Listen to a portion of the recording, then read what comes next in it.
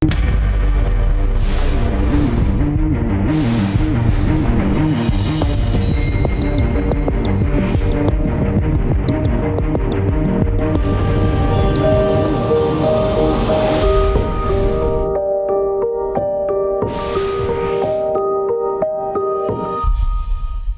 वालेकुम नाज़रीन, प्रोग्राम टेस्टरवाम के साथ मैं हूं अफजल यूबी। नाज़रीन, आज हम जिस टॉपिक पर बात कर रहे हैं वो सदारती आर्डिनेंस और स्टेट बैंक को जो खुद मुख्तार इदारा बनाया जा रहा है इसके हवाले से। और इस वक्त लाइन पर मेरे साथ मौजूद हैं ज़ियाद रिजवी साहब, जो कि साबिक निगरान सूबाई वज़ीर ख़जाना 3 दफ़ा रह चुके हैं, पैटर्न लाहौर टैक्स बार हैं, एडवोकेट सुप्रीम कोर्ट हैं, माहिर टैक्स अमूर हैं।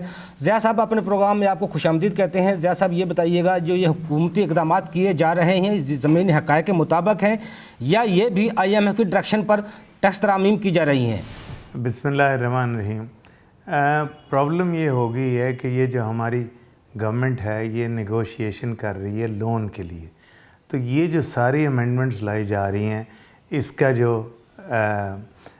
वो है बेसिस इसका ये है जो वो गवर्नमेंट में उन्होंने IMF जो बता रहा है गवर्नमेंट को बताने के लिए।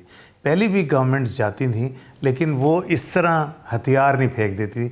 इसमें हथियार फेंकने की वजह ये है कि इनके तो जो मिनिस्टर हैं हफीज़ शेख साहब वो भी उसके नौकर हैं वहाँ के, और बाकर रज़ा जो गवर्नर स्टेट बैंक हैं वो भी उसके हैं। तो इसलिए ये जो अमेंडमेंट लाई जा रही हैं ये अवाम का इनसे कोई ताल्लुक़ नहीं है।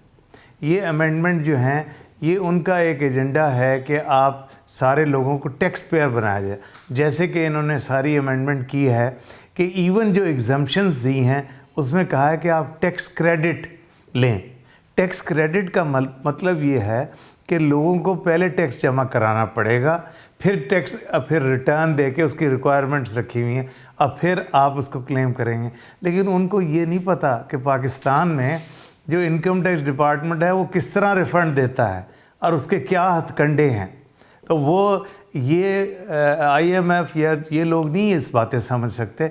यहाँ पर आपको पता है इनकम टैक्स रिफ़ंड लेने के भी रेट्स चलते हैं। तो अब ये जो इन्होंने अमेंडमेंट्स किए हैं इसके भी रेट्स लगने शुरू हो जाएंगे। और ये जो है ये बेसिकली ये अच्छी चीज़ भी है कि इसको रिकॉर्ड पे लाया जा रहा है, सब कुछ है। लेकिन जिस तरह इसको किया गया है कि हर चीज़ पे ही उसको करके, और आवाम का तो ये ख्याल ही नहीं कर रहा।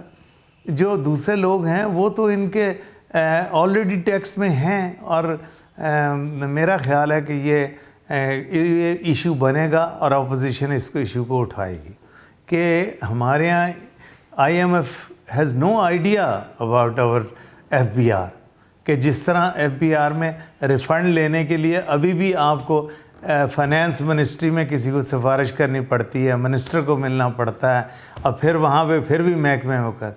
तो ये जो अमेंडमेंट्स हैं ये सारी उसको बाय टैक्स क्रेडिट जो है हर चीज़ में इन्होंने एग्जम्पशन को लिंक कर दिया टैक्स क्रेडिट से।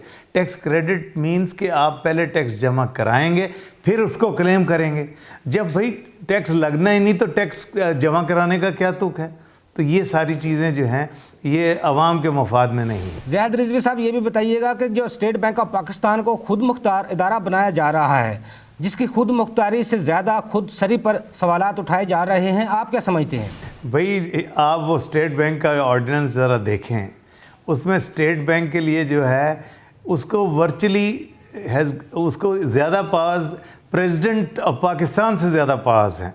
प्रेसिडेंट ऑफ पाकिस्तान आसिफ ज़रदारी साहब के ज़माने में मुकदमे चलते रहे तो वो एग्जम्पशन मिली रही क्योंकि वो प्रेसिडेंट थे, लेकिन जब वो ख़त्म हुए थे इनका जो ये ऑर्डिनेंस है इसमें तो आप ना गवर्नर स्टेट बैंक को कभी पूछ सकते हैं, ना वो नैब के सामने पेश होगा, ना FIA को पूछ सकती है। तो इसका मतलब अब गवर्नर स्टेट बैंक जो है is more powerful then the president of Pakistan, क्योंकि उसको कोई पूछ ही नहीं सकता और चाहे रिटायर हो जाए। और सिर्फ गवर्नर ही नहीं, directors, deputy directors, additional directors, जो सारे डायरेक्टर्स हैं they will be exempted from all possibilities. IMF को ये आइडिया ही नहीं कि हमारा मुल्क में क्या पोजीशन है, क्या हालात हैं, किस तरह लोग ऑपरेट करते हैं और किस तरह माफियाज जाके लोगों को ख़रीदते हैं।